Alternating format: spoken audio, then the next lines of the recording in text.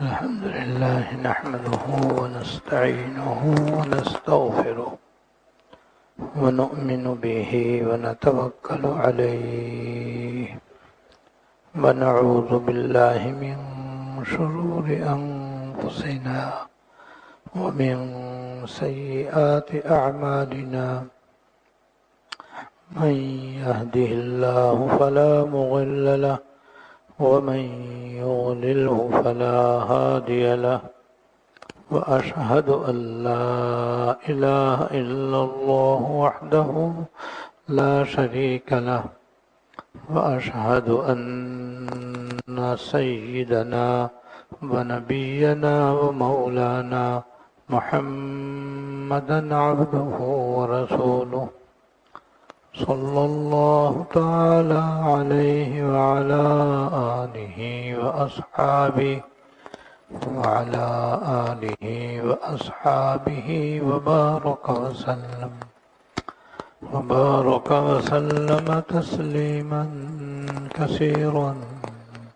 كثيرا أما بعد فأعوذ بالله من الشيطان الرجيم بسم الله الرحمن الرحيم يا أيها الذين آمنوا اجتنبوا كثيرا من الظن إن بعض الظن إثم ولا تجسسوا ولا يغتب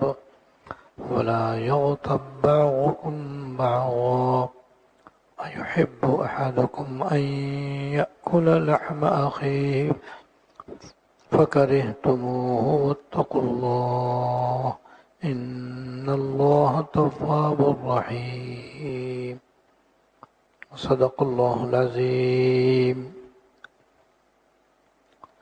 میرے قابل احترام بزرگوں اور عزیزوں،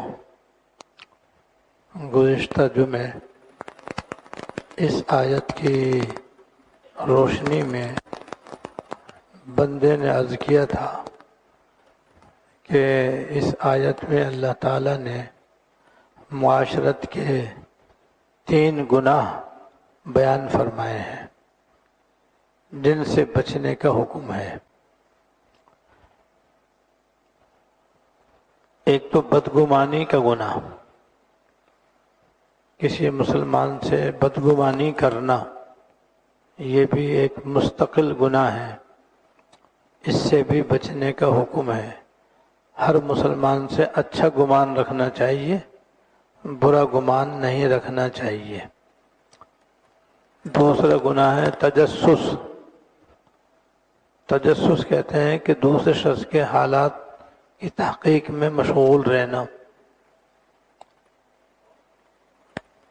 دیکھنا کہ کیا کر رہا ہے، کیا کہہ رہا ہے، کہاں جا رہا ہے، کہاں آ رہا ہے، چھپ چھپ کر اس کی حالات کی تفتیش کرنا، اسے کہتے ہیں تجسس کرنا۔ جو لوگ وہم کے مریض ہوتے ہیں بعض مرتبہ وہ اس گناہ میں زیادہ مبتلا ہوتے ہیں۔ یہ بھی مستقل گناہ ہے جس سے بچنے کا حکم ہے۔ بلا ضرورت آدمی کسی کی ٹوہ میں نہ لگے اور کسی کے حالات کی تحقیق اور تفتیش میں نہ لگے۔ البتہ جہاں شرعی ضرورت ہو وہاں بقدر ضرورت اس کی گنجائش ہوتی ہے، لیکن عام حالات میں تجسس کرنا اور دوسرے کے حالات کی تحقیق و تفتیش میں پڑنا گناہ ہے جس سے بچنا چاہیے۔ تیسرا گناہ ہے غیبت، کسی دوسرے کی غیبت کرنا۔ ان تینوں گناہوں میں چونکہ غیبت کا گناہ بہت زیادہ پھیلا ہوا ہے اور بہت زیادہ مسلمان اس میں مبتلا ہیں، یہاں تک کہ جو حاجی نمازی ہیں، جو عوام کے اندر دیندار سمجھے جاتے ہیں، ذکر و تلاوت کے پابند ہیں، دعا و مناجات میں لگے رہتے ہیں، تہجد اشراق چاش پڑھنے والے ہیں، وہ بھی اس گناہ کے اندر مبتلا رہتے ہیں۔ اس لیے اسی کی میں نے پہلے تفصیل بیان کرنی شروع کی ہے۔ 2 عذاب اور 2 وبال میں نے گزشتہ جمعے کے بیان میں بیان کیے تھے۔ آج بھی اس کی ایک دو وعیدیں اور اس گناہ کا وہ نقصان اور وبال بیان کر کے غیبت سے بچنے کا ثواب انشاءاللہ بیان کیا جائے گا، اور وقت ہوا تو آخر میں اس غیبت کے گناہ سے بچنے کا طریقہ بتایا جائے گا انشاءاللہ تعالی۔ ایک روایت میں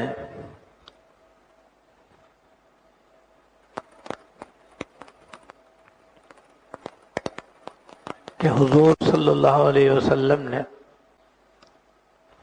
صحابہ کرام سے دریافت کیا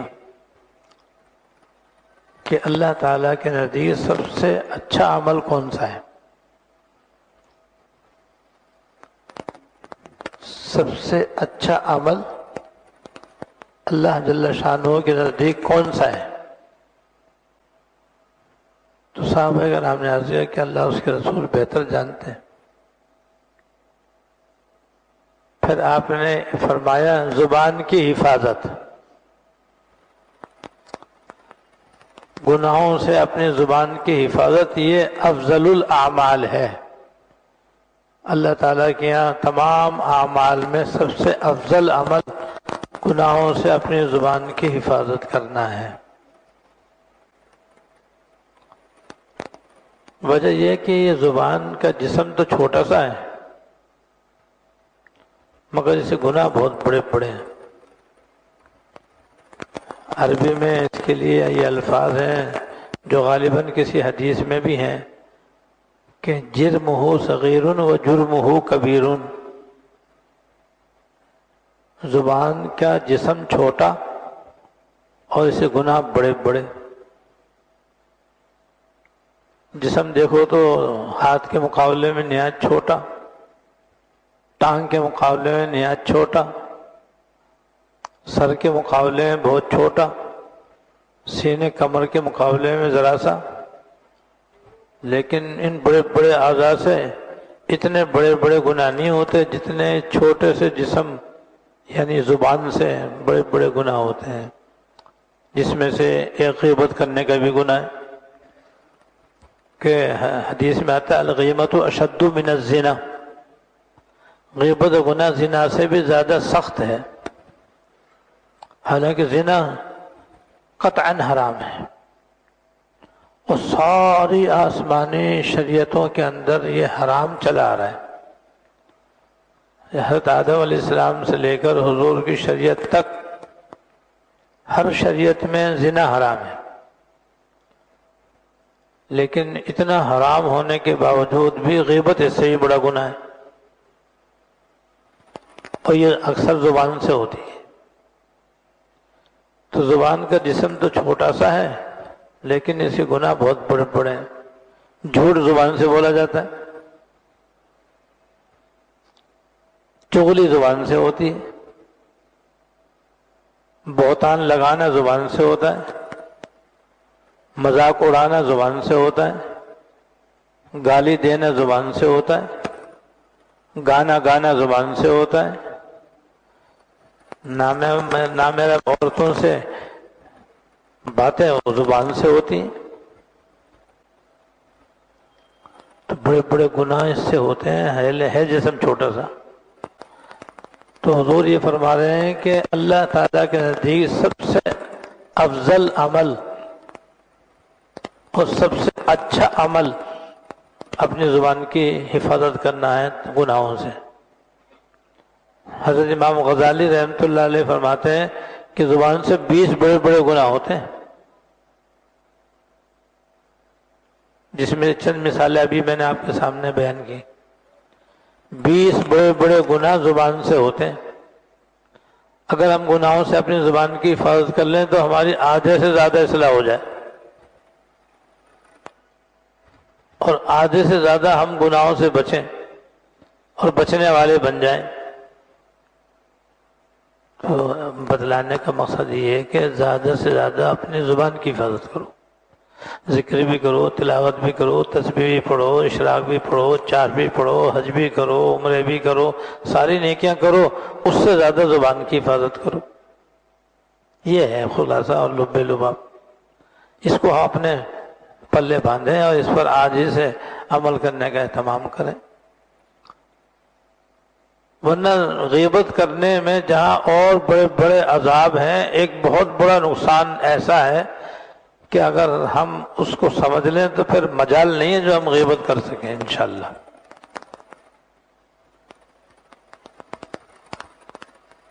اور وہ ایک حدیث کے اندر بیان کیا گیا۔ ایک حدیث میں ہے کہ حضور نے ارشاد فرمایا صلی اللہ علیہ وسلم کہ قیامت کے دن جب وہ نامہ اعمال تقسیم ہوں گے تو ایک مسلمان کے دائیں ہاتھ میں اس کا اعمال نامہ دیا جائے گا، جس میں اس نے زندگی میں جتنے بھی عمل کیے ہوں گے سارے لکھے ہوئے ہوں گے۔ جتنی نمازیں پڑھی، جتنے روزے رکھے، جتنی تسبیحات پڑھی، جتنی تلاوتیں کی، جتنے صدقے کیے، جتنے خیرات کی اور جتنے اچھے اچھے کام کیے، سب لکھے ہوئے ہوں گے۔ اور وہ اتنا بڑا ہوگا کہ جہاں تک اس کی نظر جائے گی پھیلا ہوا ہوگا، نامہ اعمال اتنا بڑا ہوگا۔ اور اسے کہا جائے گا تم اپنا نامہ اعمال پڑھ لو بھائی۔ اب وہ پڑھے گا تو دیکھے گا کہ بہت سے نیک اعمال اس کے اندر ایسے لکھے ہوئے ہیں جو اس نے کیے ہی نہیں تھے۔ مثلا اس پر زندگی میں حج فرض ہی نہیں ہوا،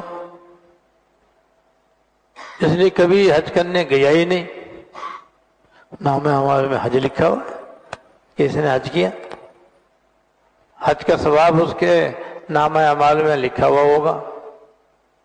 یا جیسے کبھی اس نے تہجد اٹھ کر پڑھی نہیں رات کو، تو آنکھیں نہیں کھلتی تھی، اس کی نیند اتنی اس کو پکی آتی تھی کہ نیت بھی کرتا تھا، چاہتا بھی تھا، خواہش بھی تھی کہ میں تہجد پڑھوں گا، مگر جب سوتا تو صبح ہی اٹھتا۔ آج تک کبھی اس نے تہجد پڑھی ہی نہیں۔ یا مثلا زکوٰۃ اس پہ فرض ہی نہیں ہوئی تو اس لیے انہوں نے کبھی زندگی میں دی نہیں، ہمیشہ غریب رہا۔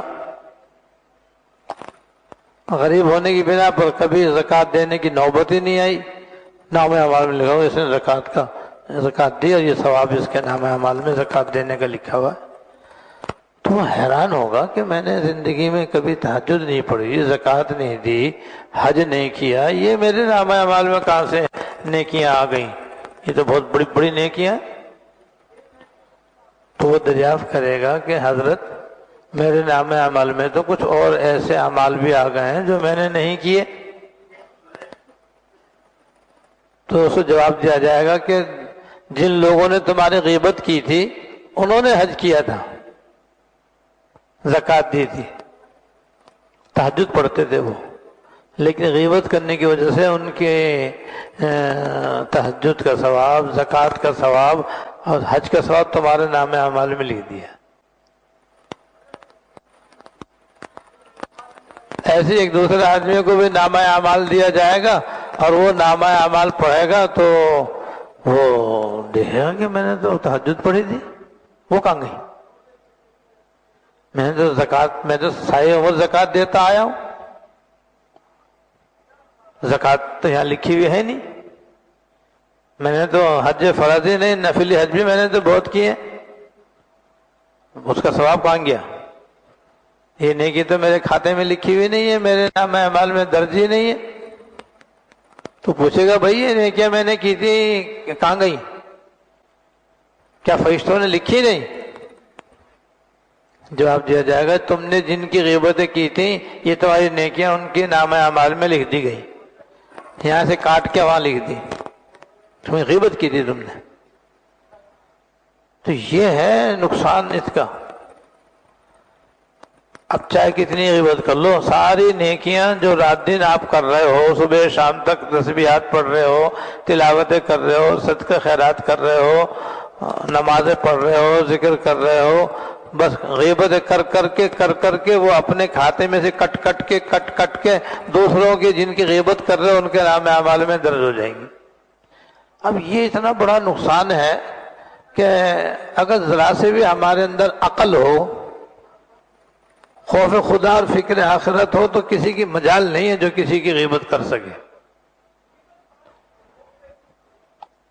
حضرت ابو حنیفہ رحمۃ اللہ علیہ، آپ جانتے ہیں کہ چاروں اماموں میں سب سے بڑے امام ہیں وہ جیسے فقہ کے امام ہیں ایسے ہی شریعت کے اوپر عمل کرنے کے بھی امام ہیں۔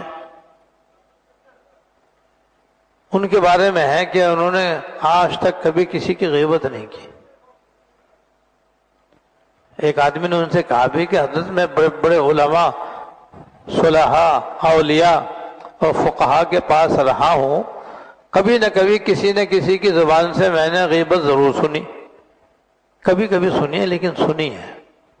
اب میں اتنے عرصے سے آپ کے پاس رہتا ہوں، آتا ہوں، جاتا ہوں، آج تک میں نے آپ کی زبان سے کسی غیبت ہی نہیں سنی، یہ کیا بات ہے؟ فرمایا میں کیا پاگل ہوں کہ میں غیبت کر کے اپنی نیکیاں دوسروں کو دوں؟ میری نیکیاں فالتو ہیں کیا؟ محنت میں کروں اور دے دوں دوسروں کو؟ کروں گا تو اپنی ماں کی غیبت کروں گا، یہ کہا۔ تو سوال کرنے والے نے پوچھا حضرت پہلے تو یہی سوال تھا کہ آپ غیبت سے میں نے کبھی غیبت ہی نہیں سنی، کیا بات ہے؟ اوروں سے تو میں نے کبھی نہ کبھی غیبت سنی ہے، آپ سے کبھی نہیں سنی۔ اب آپ کہہ رہے ہو کروں گا تو اپنی ماں ہی کروں گا، تو کیا ہے حضرت ماں ہی رہے گا یہ غیبت کرنے کے لیے؟ مجھے دونوں باتوں کو آپ جواب دیں۔ تب انہوں نے یہ فرمایا کہ بھائی اصل بات یہ ہے کہ جو آدمی کسی کی غیبت کرتا ہے تو غیبت کرنے والے کی نیکیاں اس کے کھاتے میں لکھ دی جاتی ہیں، جس کی وہ غیبت کرتا ہے۔ تو محنت میں کروں اور غیبت میں دوسروں کو دے دوں، غیبت میں کروں اپنی نیکیاں مفت میں دوسروں کو دے دوں، میں پاگل ہوں؟ بھائی تم رات دن محنت کرو، پیسے کماؤ اور سمیٹ کر کے دوسروں کو دے دو، یہ کون سی عقل مندی ہے؟ آدھے پیسے کماتا ہے تو اپنی ضرورت کے لیے کماتا ہے، اپنے اہل و عیال کے لیے کماتا ہے۔ تو میں پاگل ہوں کہ جو نیکیاں میں کروں اور غیبت کر کے دوسروں کو دے دوں؟ اور یہ جو میں نے کہا کہ اگر میں نے غیبت کروں گا تو میں ماں کروں گا، وہ اس لیے کہ میں نے کہا کہ اگر بالفرض غیبت کرنی ہوگی تو اپنی ماں کی کروں گا، تاکہ بیٹے کی نیکی ماں کو ملے، گھر کی نیکی گھر میں رہے۔ سبحان اللہ، یہ ہے بھائی۔ تو اس میں اتنا بڑا نقصان ہے بھائی۔ اور ایک واقعہ بھی بڑا عبرتناک ہے، حضرت ربیعی رحمۃ اللہ علیہ سے مروی ہے یہ واقعہ۔ اللہ تعالیٰ کبھی کبھی گناہوں کا وبال دکھا بھی دیتے ہیں دنیا کے اندر تاکہ لوگ سبق لیں، عبرت لیں اور اس گناہ سے بچیں۔ تو حضرت ربیعی رحمۃ اللہ علیہ سے مروی ہے، ان سے یہ واقعہ منقول ہے کہ فرماتے ہیں کہ ایک دفعہ میں ایک مجلس میں گیا، ہم اور آپ دوستوں کے ساتھ، عزیزوں کے ساتھ، رشتہ داروں کے ساتھ ملنے جلنے کے لیے جاتے رہتے ہیں۔ تو ایک دوستوں کی مجلس میں گیا، وہاں بیٹھ گیا، وہاں غیبت ہونے لگی، وہ لوگ کسی کی غیبت کرنے لگے۔ تو پہلے تو میں نے منع کیا، جب وہ باز نہیں آیا تو میں اٹھ کے چلا گیا، اور یہی کرنا بھی چاہیے، یہی غیبت سے بچنے کا طریقہ ہے کہ جہاں آپ بیٹھے ہیں، چاہے یار دوست ہوں، چاہے گھر والے ہوں، چاہے متعلقین ہوں، چاہے دوست احباب ہوں، جہاں کہیں آپ بیٹھے ہیں اور کوئی دوسرے کی غیبت آپ تو کریں نہیں، اول تو خود تو آپ غیبت کریں نہیں کسی کی بھی، اپنی زبان کو بند رکھیں غیبت کرنے سے۔ دوسرا کرے تو منع کریں، چاہے وہ برا مانے، یا یوں ہی کہتے ہیں کہ بھئی جو کچھ جس کے بارے میں تم یہ باتیں کر رہے ہو سب غلط ہیں، تو آپ کے یہ غلط کہنے سے بھی غیبت و گناہ ختم ہو جائے گا انشاءاللہ تعالی۔ اور پھر بھی باز نہ آئے تو آپ اٹھ کے چلے جاؤ چاہے وہ ناراض ہو، یہ ہے غیبت سے بچنے کا طریقہ۔ تو کہتے ہیں پہلے تو میں نے ان کو منع کیا کہ بھئی غیبت نہیں کرو، غیبت کرنا بڑا گناہ ہے، اور جب وہ باز نہیں آیا تو میں پہلی مرتبہ تو اٹھ کے چلا گیا۔ تھوڑی دیر کے بعد پھر میں آیا کیونکہ مجھے ان سے ملنا تھا، بات کرنی تھی، پھر میں وہاں جا کر کے بیٹھا اور میں نے ان سے بات چیت ان کی سنی، تو پھر وہ غیبت کرنے شروع کر دی، انہوں نے دوبارہ غیبت کرنی شروع کر دی۔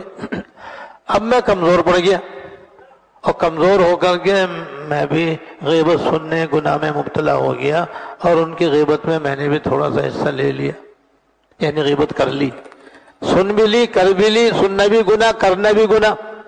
اللہ تعالیٰ ہمیں دونوں سے بچنے کی توفیق دے۔ کہتے ہیں پھر وہ میں اپنے گھر چلا گیا، رات کو سویا تو خواب میں نے دیکھا، خواب میں ایک لہیم شہیم آدمی، کالا کلوٹا حبشی میرے پاس آیا، اور اس کے ہاتھ میں ایک پلیٹ جس میں خنزیر کا سڑا ہوا گوشت، خنزیر کا سڑا ہوا گوشت اس کے ہاتھ میں، اور وہ لے کر کے میرے پاس آیا اور کہا کہ کھا۔ میں نے یہ کیسے ہو سکتا؟ اول تو کچا گوشت کھایا ہی نہیں جا سکتا، اور پھر خنزیر کا گوشت تو حرام ہے، اور پھر سڑا ہوا گوشت میں کیسے کھا لوں؟ میں کھانا پڑے گا۔ میں نے کہا میں تو نہیں کھاؤں گا، تو میں کھلاتا ہوں۔ اور پھر اس نے مجھے لٹا کر کے زبردستی میرے ہاتھ پکڑ کے وہ خنزیر کا گوشت نے میرے منہ میں ٹھوسنا شروع کر دیا، زبردستی۔ میں منع بھی کر رہا، لیکن وہ میں اس کے آگے ایسا جیسے کہ بلی کے آگے چوہا، میں بالکل بے بس، اور اس نے زبردستی وہ سور کا گوشت میرے منہ میں ٹھوسنا شروع کر دیا، یہاں تک کہ مجھے قے آ گئی اور الٹی آ گئی مجھے۔ جب الٹی آئی تو میری آنکھ کھل گئی، آنکھ کھلی تو سارا منظر میرے سامنے۔ کہتے ہیں پھر میرا یہ حال رہا کہ جب بھی میں دسترخوان پر کھانا کھانے کے لیے بیٹھتا تھا تو مجھے اپنے منہ سے سور کے گوشت کی بدبو آتی تھی۔ 30 دن تک یہی حال رہا میرا۔ تو غیبت کرنے کا یہ ہے انجام۔ جب اللہ تعالیٰ نے قرآن شریف میں کہہ دیا کہ یہ اپنے مردہ بھائی کے گوشت کھانے کے برابر ہے، تو بس اس سے بڑی پکی بات ہو ہی نہیں سکتی۔ اور اس کے ایسے بہت سارے واقعات ہیں جس کے اندر غیبت کرنے والے کو سڑے ہوئے گوشت کے کھانے کے برابر قرار دیا گیا ہے۔ تو جیسے سڑا ہوا گوشت، مردہ بھائی کا گوشت کھانا حرام ہے، غیبت کرنا بھی حرام ہے۔ جیسے خنزیر کا گوشت حرام ہے، غیبت کرنا بھی حرام ہے۔ لہذا اس سے بچنے کا طریقہ سمجھنا چاہیے۔ ایک فضیلت بتا کر کے میں طریقہ بتاتا ہوں انشاءاللہ۔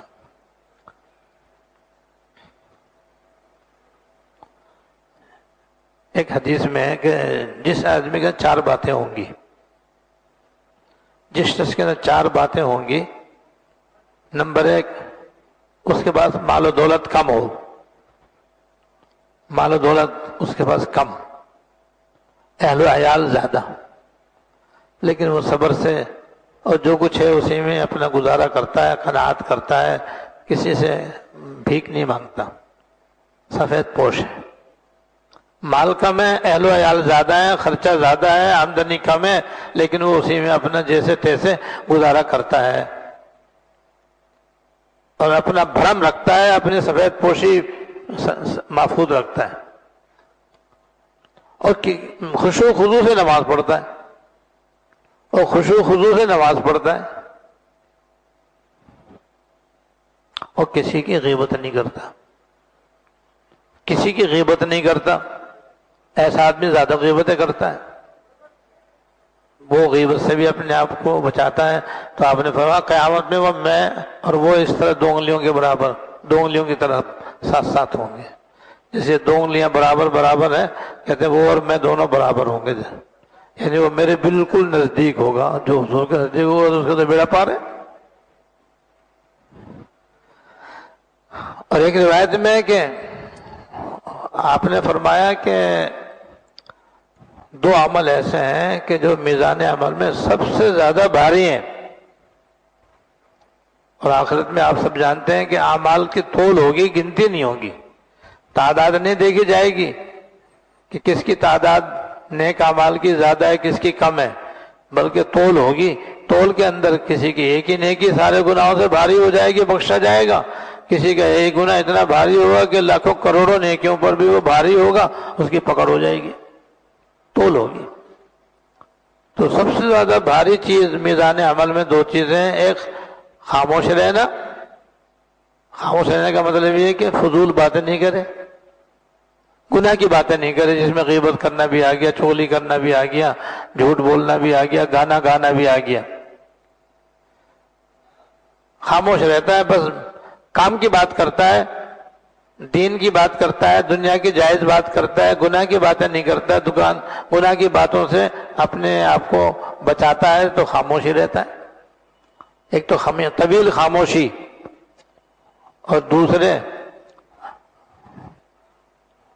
حسن اخلاق، اچھے اخلاق، اچھے اخلاق جس میں حلم، بردباری، خندہ پیشانی، نرمی اس کے اندر بھری ہوئی ہو، تواضع سے آراستہ ہو، اللہ تعالیٰ کی نعمتوں کا شکر گزار ہو، یہ اچھے اچھے اخلاق کہلاتے ہیں۔